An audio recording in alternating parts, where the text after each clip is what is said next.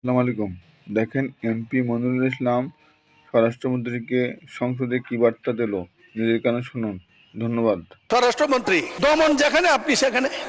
আপনি যদি দমন না করেন, জাতি প্রস্তুত হচ্ছে আপনাকে যে কোনো দিন দমন করার জন্য বেরিয়ে আসবে। মাননীয় স্পিকার,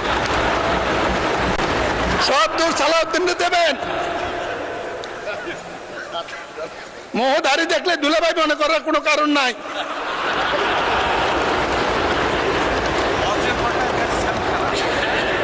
মাননীয় স্পিকার, আমি বহুত দিন যাবৎ সংসদ সদস্য। সংসদ এখন এই দেশের মানুষের প্রাণ কেন্দ্র। এই একটি কারণেই সংসদ চলাকালীন গ্রামের মানুষ পর্যন্ত টেলিভিশনের দিকে তাকিয়ে থাকে। প্রসঙ্গটি অত্যাধিক গুরুত্বপূর্ণ। এর একটি ইতিহাস আছে। ম্যান পাওয়ার এক্সপোর্ট শুরু হয় শহীদ জিয়া যখন দেশের রাষ্ট্রপতি। ইরাক কুয়েত যুদ্ধের সময় আল-কুদসের সদস্য হিসেবে শহীদ জিয়া যখন মধ্যপ্রাচ্যের মধ্যস্থতা নিয়োজিত, সৌদি আরব, মিশর, তার চেয়ে যখন শহীদ জিয়া জনপ্রিয়, সেই যুগে শহীদ জিয়া সৌদি আরব থেকে মধ্যপ্রাচ্যে এই শ্রমশক্তি রপ্তানির ব্যবস্থা করেন, মন্ত্রণালয় করেন। শ্রম মন্ত্রণালয় ছিল, অ্যাকাউন্টসের অন্য অভিজ্ঞ লোক, তার নামে একজন লোক প্রথম মন্ত্রী হয়েছিল। সেই সময়ে 80-র দশকে, সেই সময়ের পর 80-র দশকে তখন হজের লোক নিত, হজ ভলেন্টিয়ার 300 থেকে 3000 পর্যন্ত লোক নিত। তাদের যে সৌদি আরব ঠিক করেছিল মাত্র 5000 টাকা, বিমান টিকিটও তারা দিত। কিন্তু এই দেশে ম্যান পাওয়ার, আদম ব্যবসায়ী দানবরা এই প্রত্যেক থেকে 1.5 থেকে 2 লাখ টাকা নিত। 3 মাসের ভিসার জায়গায় তাদেরকে ওখানে ফেলে দিয়ে চলে আসতো। এর অন্যতম উদ্যোক্তা বরকতুল্লাহ বলে আমাদের বরকত ভাই নাম বলেছেন, লোটাস কামাল, তিনি আমার প্রতিদ্বন্দ্বী, তার নামটা আমি বলতে চাই না, গীবত হবে কিনা জানি না। তাকে এনে জিজ্ঞেস করলে জানা যাবে কত ক্রাইম এক্ষেত্রে করেছে। তাদের এই সৃষ্ট মানব সংকটে দানবদের ভূমিকার কারণে আজকে ম্যান পাওয়ারের এত প্রশ্নগুলো এসেছে। অনেক সমাধানের প্রস্তাব অনেক, কোনো সমাধানের প্রস্তাব নাই। আমি শুধু বলবো, সংক্ষেপে লিখে নিয়ে এসেছি, কয়েকটা প্রস্তাব দেব। এই ব্যাপারে কোনো সন্দেহ নেই, আমাদের মধ্যে মধ্যপ্রাচ্যের রিমিটেন্স, বিদেশি মুদ্রা বাংলাদেশের অর্থনীতির প্রাণকেন্দ্র এখন।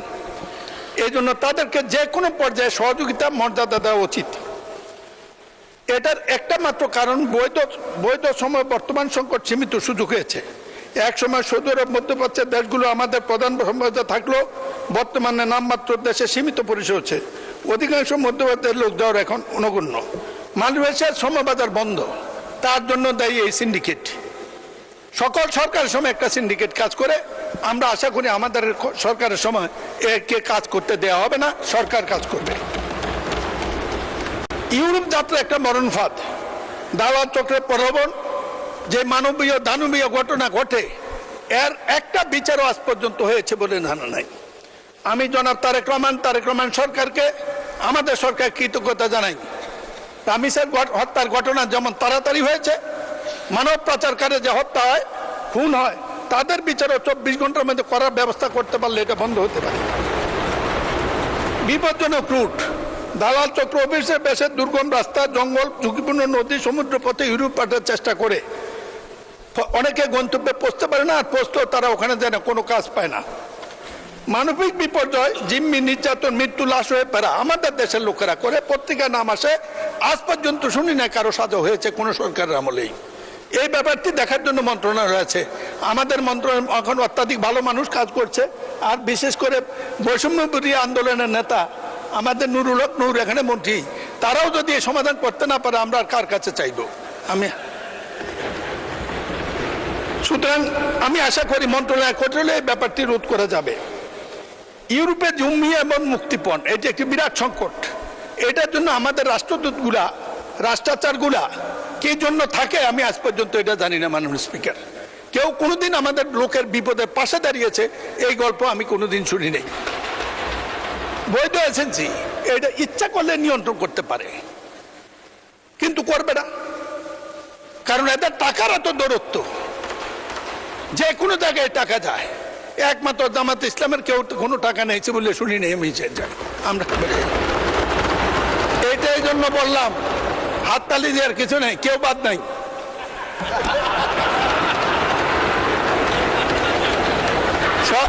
সব দূর সালাউদ্দিন দেবেন। মোহধারী দেখলে দুলাভাই মনে করার কোনো কারণ নাই।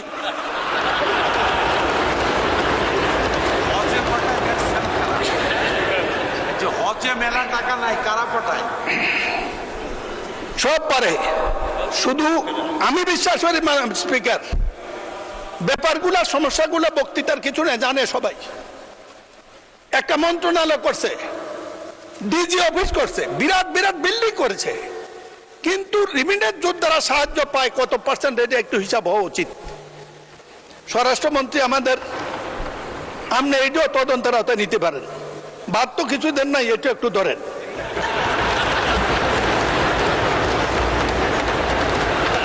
বৈধ রিক্রুটিং এজেন্সি এবং সম্মানিত লোক ক্রিমিনাল যার ইতিহাস নাই তাকে বৈধ লাইসেন্স দেওয়া হবে না, যে ইচ্ছে সে হোক।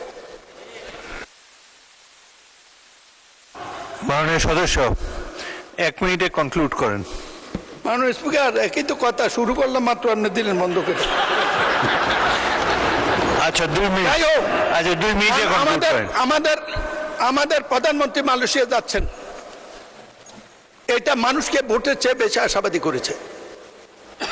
মালয়েশিয়ার সাথে আমাদের সমস্যা, যে সমস্যাগুলো বিদ্যুৎ সরকার এবং ম্যান পাওয়ার নিড করেছে, এটা সমাধান হইলে এরপরে প্রধানমন্ত্রীকে প্রস্তাব করবো অবিলম্বে আপনি সৌদি আরবে যান, এই দরজা খুলে দেন।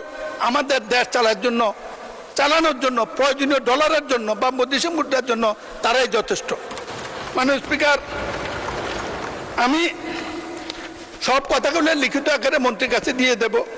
আপনি কঠিন মানুষ, বন্ধ করে দেবেন জানি। বন্ধ শ্রমিক বাজার উদ্ধার করার কোনো বিকল্প নেই, জোরদার কূটনৈতিক তৎপরতা। মাননীয় স্পিকার, ফরেন সার্ভিসের সবচেয়ে গুরুত্ব হল ডিপ্লোম্যাটরা ওখানে করেটা কি, তাদেরকে একদিন সংসদে আনেন, আমরা একদিন শুনি, আমি অভিযোগ করবো, জবাব দেখ।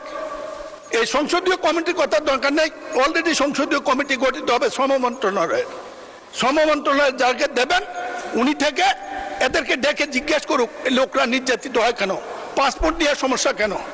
মাননীয় স্পিকার, দালাল চক্রের কঠোর দমন, স্বরাষ্ট্রমন্ত্রী দমন যেখানে আপনি সেখানে। আপনি যদি দমন না করেন, জাতি প্রস্তুত হচ্ছে আপনাকে যে কোনো দিন দমন করার জন্য বেরিয়ে আসবে। মাননীয় স্পিকার, আমি যেদিন দাঁড়াই সেদিনে আপনি চেয়ারে থাকেন। আমার একটু সীমাবদ্ধতা আছে, আপনার সাথে বিতর্ক করতে পারি না। আমি বলছিলাম সময় যখন দেবেন, ইচ্ছা করে কিছু কথা বলার জন্য দিয়ে। ভিডিওটি ভালো লাগলে লাইক, কমেন্ট, শেয়ার করবেন এবং পরবর্তী ভিডিওতে চ্যানেলটি সাবস্ক্রাইব করুন। ধন্যবাদ।